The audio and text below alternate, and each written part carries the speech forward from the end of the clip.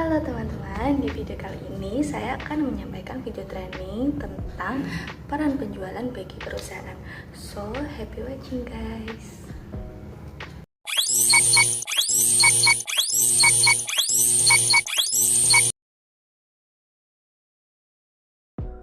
Sebelumnya, saya akan memperkenalkan diri. Nama saya Afina Nurul Hidayah.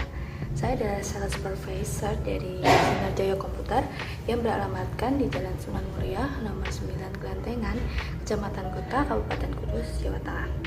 Dan saya juga merupakan mahasiswi di Politeknik Negeri Semarang, jurusan Administrasi Bisnis, program studi Manajemen Pemasaran. Nah, kali ini saya akan menyampaikan tujuan dan manfaat training. Untuk tujuan training sendiri ada dua, yaitu yang pertama memahamkan tentang peran penjualan bagi perusahaan kepada salesperson. Yang kedua, meningkatkan kemampuan penjualan salesperson. Nah, untuk manfaat training ini ada tiga. Yang pertama, meningkatkan kepercayaan diri dan sikap optimis salesperson. Yang kedua, meningkatkan kesiapan mental dan fisik yang layak guna dalam pelaksanaan penjualan. Yang ketiga, melatih salesperson mempersiapkan hal-hal dalam menyikapi pertanyaan konsumen seputar kebijakan dan prosedur perusahaan. Sebelum masuk ke materi juga, saya akan memberikan sedikit sepenggal kata-kata motivasi dari Winston Churchill, yaitu success is stumbling for failure to failure with no loss of enthusiasm, yang artinya kesuksesan adalah perjuangan dari kegagalan demi kegagalan tanpa kehilangan antusiasme. Kesuksesan dan kegagalan merupakan sebuah rangkaian yang tidak dapat dipisahkan, karena sebelum mendapatkan kesuksesan pasti telah mengalami kegagalan sebelumnya. Ketika Anda merasakan kegagalan demi kegagalan terus menghampiri, jangan biarkan hal tersebut menyurutkan semangat Anda. Dan jangan pula merasa khawatir, karena dapat dipastikan bahwa Anda adalah orang yang sebenarnya sudah sangat dekat dengan sebuah kesuksesan dan sudah berada tepat di jalan Anda menuju kesuksesan. Nah, kita masuk ke materi pengertian penjualan. Pada prinsipnya, semua orang bisa menjual, selalu menjual, dan pasti menjual. Bayi yang butuh kasih orang tua dan menjual tangisannya, pelamar kerja menjual keterampilan kerja pada saat tes kepada wawancara, dosen menjual ilmu pengetahuan kepada mahasiswa, dan juga politikus menjual gagasannya kepada masyarakat. Mereka melakukan komunikasi untuk mengadakan pertukaran baik berupa jasa, pengetahuan, bahkan gagasan yang dikemas dalam satu program penjualan.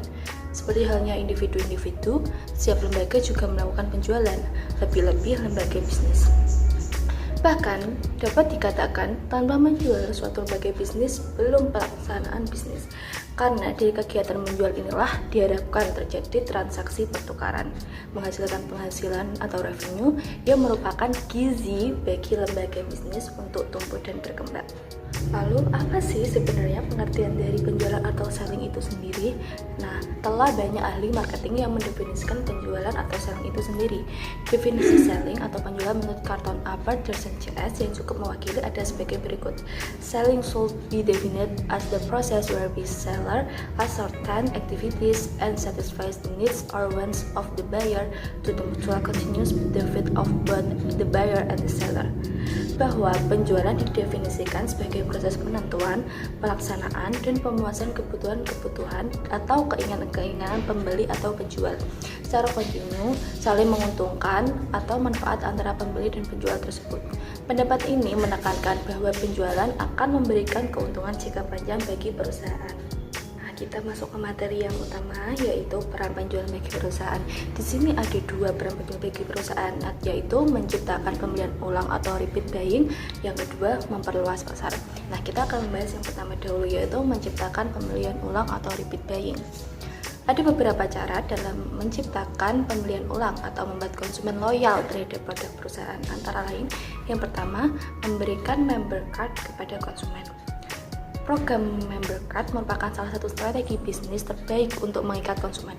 Program ini merupakan sebuah sarana untuk memberikan layanan yang berbeda kepada konsumen yang memiliki Member Card. Dengan memberikan Member Card, konsumen akan mendapatkan layanan khusus, harga khusus, dan akan mendapatkan reward yang lebih dibandingkan dengan konsumen yang tidak memiliki Member Card. Nah, yang kedua, mengenali konsumen dan membiarkan mereka mengenali bisnis Anda. Konsumen akan cenderung mudah loyal jika mereka merasa dihargai. Misalnya, apakah Anda mengingat tanggal ulang tahun konsumen Anda atau barang terakhir yang mereka beli? Yang ketiga, memberikan penghargaan loyalty kepada konsumen yang loyal. Penghargaan dapat diberikan melalui penilaian dengan sistem poin, program VIP, membuat sebuah permainan, dan cara-cara lainnya. Yang keempat, memberikan konsumen loyal sebuah kemudahan. Misalnya, Anda dapat mengirimkan konsumen baru sebuah panduan penggunaan melalui email setelah mereka membeli produk atau jasa Anda. Selain itu, Anda juga bisa menggunakan sistem otomatis yang menghemat waktu dan mempertahankan konsumen loyal di dalam lingkaran bisnis Anda. Dan yang kelima, memberikan pelayanan terbaik dan menjadi yang terbaik. Agar konsumen percaya dan menjadi loyal pada bisnis Anda, maka Anda harus menjadi ahli yang terpercaya pada bidang bisnis yang sedang Anda tekuni. Jangan lupa untuk memastikan para karyawan Anda memiliki pengetahuan yang luas dan memiliki banyak pengalaman lebih dari konsumen. Yang keenam, memberikan inovasi produk dan menciptakan varian rasa baru. Sebuah produk yang terus melakukan inovasi akan dengan sendirinya membangun loyalitas konsumen. Kebutuhan konsumen akan selalu berubah dan ingin mendapatkan lebih, sehingga perusahaan harus melakukan inovasi terhadap produk atau layanan jasa. Inovasi yang dapat dilakukan adalah dengan cara mengganti kemasan produk yang baru, jasa layanan, dan cara pengiriman barang. Selain itu, perusahaan juga harus melakukan strategi untuk mengembangkan usaha lewat produk-produknya dengan cara menambahkan varian-varian yang baru. Dan yang ketujuh, meminta review dari konsumen. Respon dari konsumen sangat penting untuk mengembangkan produk Anda, misalnya dengan cara mengisi kuesioner, survei online, atau dari email yang Anda kirimkan. Anda juga dapat memberikan hadiah jika konsumen Anda bersedia mengisi kuesioner tersebut, misalnya memberikan sampel produk baru atau memberi voucher bagi beberapa konsumen yang beruntung. Nah, untuk peran penjualan bagi perusahaan yang kedua adalah memperluas pasar. Nah, di memperluas pasar ini sendiri ada dua, yaitu merubah bukan pembeli menjadi pembeli dan memikat pembeli produk pesaing. Untuk yang merubah bukan pembeli menjadi pembeli ada beberapa kiat, yaitu yang pertama, tekankan nilai plus produk Anda. Ketahui apa yang membuat produk Anda berbeda dari kompetitor dan sampaikan pesan itu secara jelas kepada calon pembeli. Nah, yang kedua, identifikasi hambatan dalam proses penjualan. Ketahui titik lemah bisnis Anda dan teliti lagi langkah-langkah apa yang bisa menghambat orang untuk membeli. Misalnya, apakah staf Anda selalu lupa menindaklanjuti telepon yang meminta katalog produk? Yang ketiga, gunakan pertanyaan ajaib saat menjawab telepon. Jangan biarkan calon pembeli langsung menutup telepon setelah staf Anda menyebutkan harga produk yang ia tanyakan. Ajari staf untuk bertanya, "Terima kasih atas telepon Anda supaya kami bisa lebih membantu. Bolehkah saya menanyakan sesuatu?" Ini akan membuka pintu agar Anda bisa lebih akrab dengan konsumen. Yang keempat, ganti pertanyaan dengan, "Ada yang bisa kami bantu?" Biasanya konsumen akan menjawab, "Oh enggak, terima kasih, saya mau lihat-lihat dulu."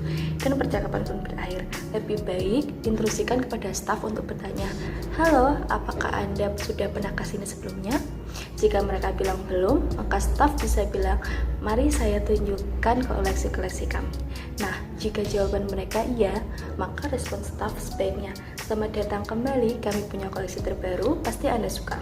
Dengan cara ini, Anda tidak memberi kesempatan pada mereka untuk minta ditinggalkan sendiri. Nah, untuk yang kelima, tanyakan apa yang konsumen butuhkan.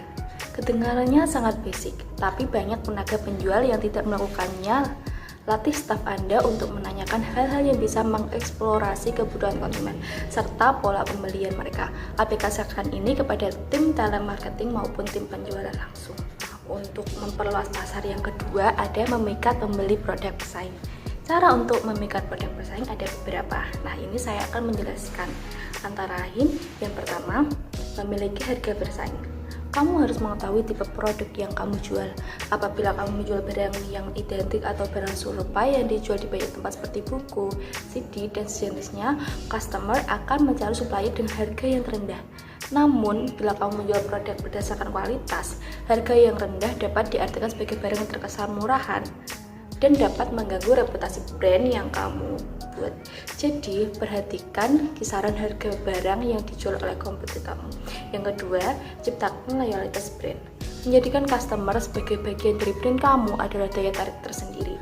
Perusahaan terkemuka seperti Apple menggambarkan betapa suksesnya mempunyai nilai brand yang sangat kuat.